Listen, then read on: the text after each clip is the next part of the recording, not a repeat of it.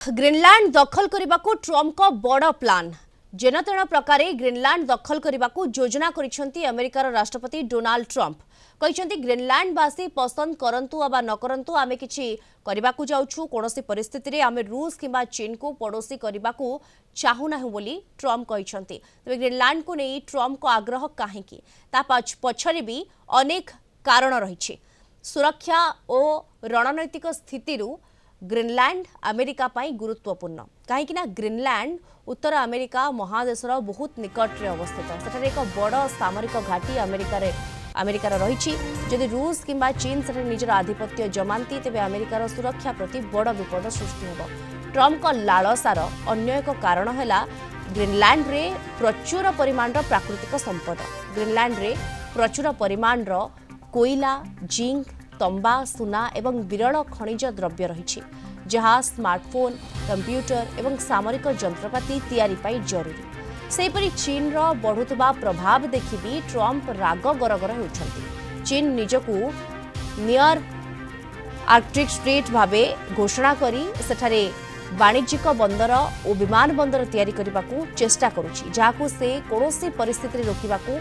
चाहुछंती एवं Trump सेथिपाई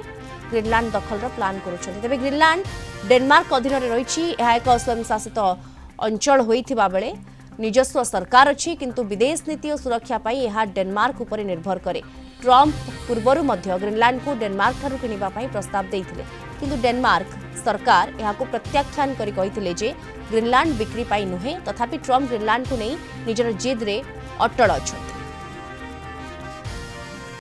I'm not talking about money for Greenland yet. I might talk about that. But right now, we are going to do something on Greenland, whether they like it or not, because if we don't do it, Russia or China will take over Greenland, and we're not going to have Russia or China as a neighbor. Okay?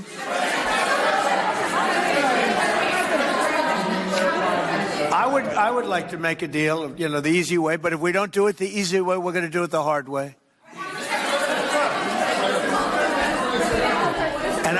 And by the way, I'm a fan of Denmark too. I have to tell you, and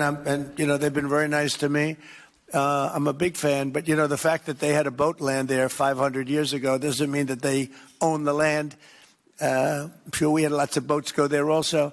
but we need that because if you take a look outside of Greenland right now, there are Russian destroyers, there are Chinese destroyers and bigger, there are Russian submarines all over the place. We're not going to have Russia or China occupy Greenland, and that's what they're going to do if we don't. So we're going to be doing something with Greenland, either the nice way or the more difficult way.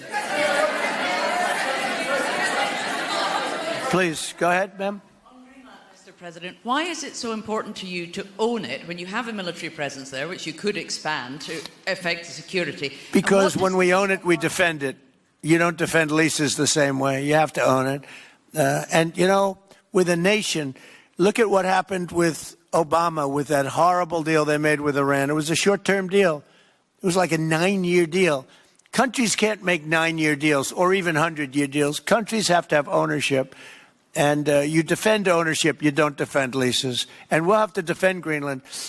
If we don't do it, China or Russia will. It's not going to happen. We are not going to have, and I like China, I like Russia, I love the people of China, I love the people of Russia.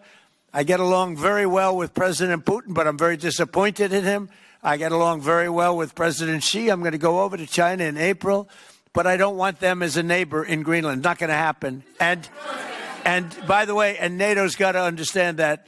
I'm all for NATO. I saved NATO. If it weren't for me, you wouldn't have a NATO right now.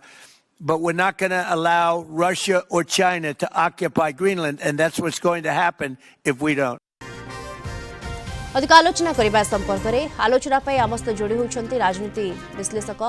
Professor मानस बेहरा जोड़ी होती professor Behera स्वागत करेंगे आपण को आलोचना को Greenland दखल करने को ट्रम्प को वर्तमान बड़ प्लान अनेक प्रकार रणनीति वर्तमान प्रस्तुत करुछंती ट्रम्प आगुर तो कहते काली प्रेस वार्ता दोहरई गुड़ाए मिछर आश्रय नहीं आक्रमण करने पूर्व ग्रीनलैंड को नवा पूर्व जो नैरेटिव दरकार जस्टिफिकेशन दरकार जुक्ति कौन विश्वव्यापी तीव्र प्रतिक्रिया पर डेनमार्क कहला जदि आक्रमण अमेरिका करे आम प्रथम गुड़ी फुटेबू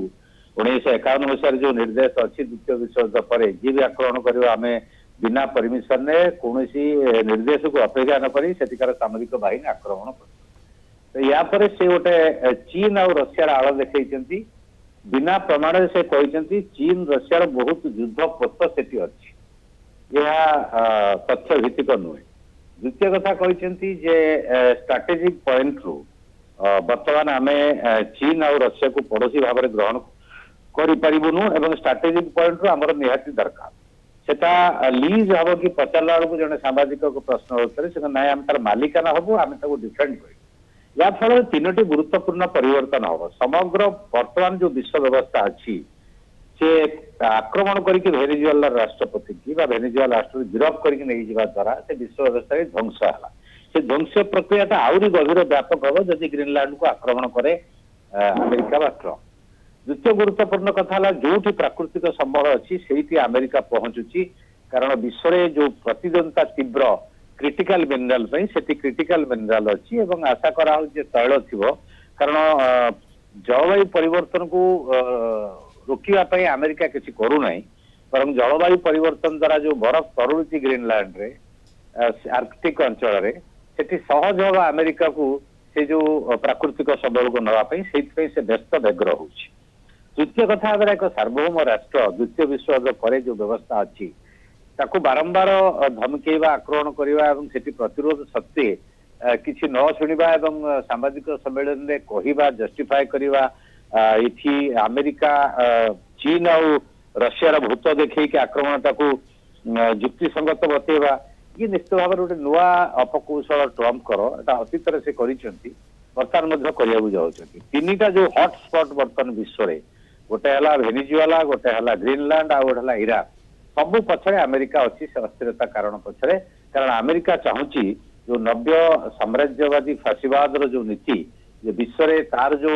दबदबा कमुची